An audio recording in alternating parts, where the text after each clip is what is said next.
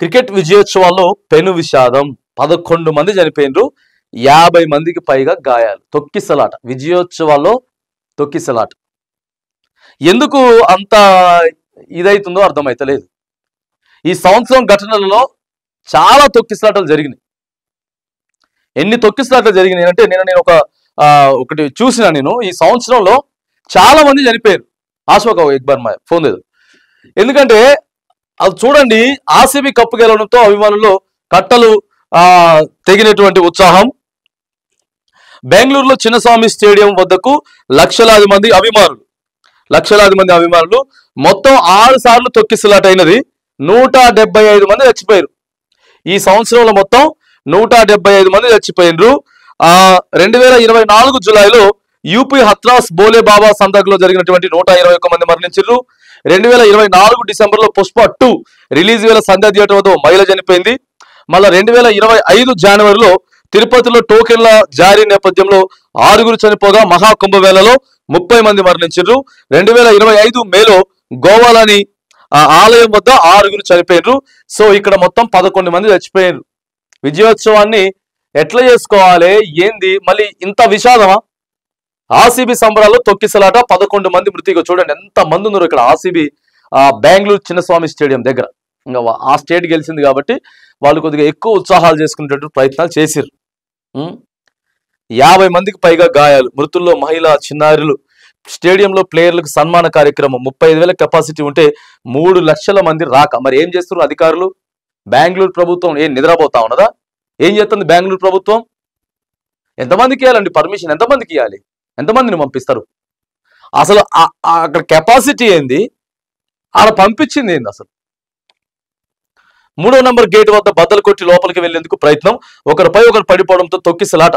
క్షమాపణలు చెప్పిన deputy CM DK Shivakumar, న్యాయ విచారణకు ఆదేశించిన సీఎం సిద్ధరామయ్య. తీవ్ర దిగ్భ్రాంతి వ్యక్తం చేసినటువంటి ప్రధాని నరేంద్ర మోదీ. ఇప్పుడు కోహ్లీ, మీరు ఎవరైతే అభిమానుల కోసం పోయిర్రో ఆ అభిమానులకైనా ఉంటుందా ప్రశాంతత? గెలిచినటువంటి ప్రశాంతత ఉంటుందా? పుష్ప 2 రిలీజ్ అయింది, ఆడికెళ్ళి అభిమానులు మొత్తం వచ్చిండ్రు. ఇంకేంది మంచిగా ఉన్నది, అల్లు అర్జున్ చాలా హ్యాపీగా ఉన్నాడు అని చెప్పేసి అనుకున్నాం. ఆడి చనిపోయిన తర్వాత ఎంత ఘటన జరిగింది. స్టేషన్కి పోను, కోర్టుకు పోను, గిదే పంచాయతీ నడిచింది ఆయన మొత్తం. ఇప్పుడు కోహ్లీ సంతోషంగా ఉండగలుగుతాడా? నిజంగా ఉండగలుగుతాడా? ప్రజలు కూడా కొంచెం ఆలోచన చేయాలి.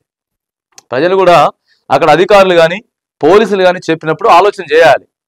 ఇక ఆలోచన చేయకుండా పోతే ఇట్లనే ఉంటుంది. ఇక రాయల్ ఛాలెంజర్స్ బెంగళూరు విజయోత్సవ సంబరాల్లో తీవ్ర విషాదం చోటు చేసుకుంది. బెంగళూరులోని చిన్నస్వామి స్టేడియం వద్ద బుధవారం జరిగిన తొక్కిసలాట్లో 11 మంది చనిపోయారు.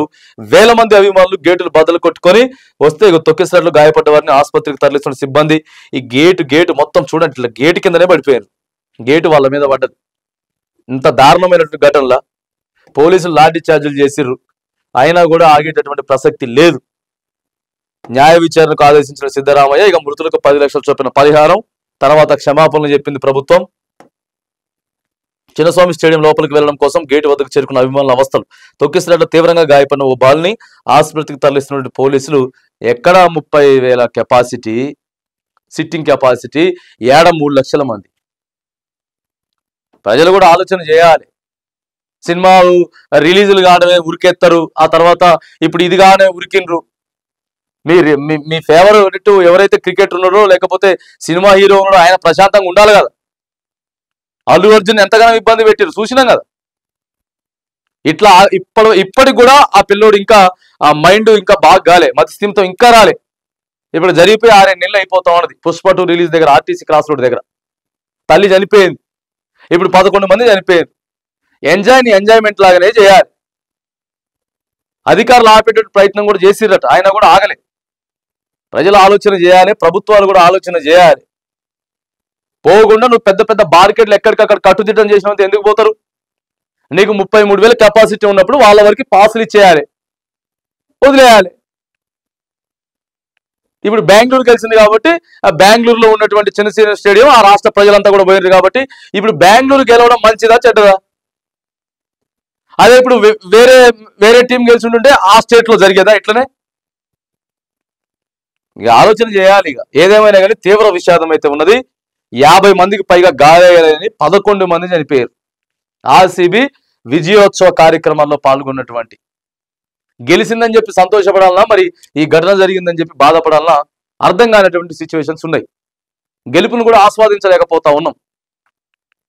జర ఆలోచన చేసుకోవాలి. ఇంత పీక్ స్టేజ్, ఇంత మూమెంట్ వచ్చినప్పుడు మనం ఏం చేస్తా ఉన్నాం, ఏం చేయబోతా ఉన్నాం. ప్రభుత్వం కూడా ఒకవేళ ఆ సినిమా రిలీజ్ అయితే ఏ థియేటర్స్ కి ఎక్కువ మంది జనాలు వస్తారు, అక్కడ ఎట్లా కట్టుదిట్టాలు చేయాలి, ఓ పెద్ద బిగ్ హీరో సినిమా రిలీజ్ అయ్యేటప్పుడు ఎలాంటి జాగ్రత్తలు తీసుకోవాలనేది ప్రజలు ఆలోచన చేయాలి, అధికారులు ఆలోచన చేయాలి. లేకపోతే ఇట్లాంటి వరుస ఘటనలు నేను చెప్పిన కదా ఇప్పుడు లెక్క. ఈ సంవత్సరంలో కేవలం ఒకే ఒక సంవత్సరంలో 175 మంది కేవలం తొక్కిసలాట్లోనే చచ్చిపోయారు. 175 కుటుంబాలు, 1000 మందికి పైగా గాయాలు. ఇప్పటి వరకు ఇంకా ఆ గాయాలనే మనసులో పెట్టుకొని అదే వెంటాడుతా ఉన్నది. జర ఆలోచన చేయాలి జనాలు కూడా.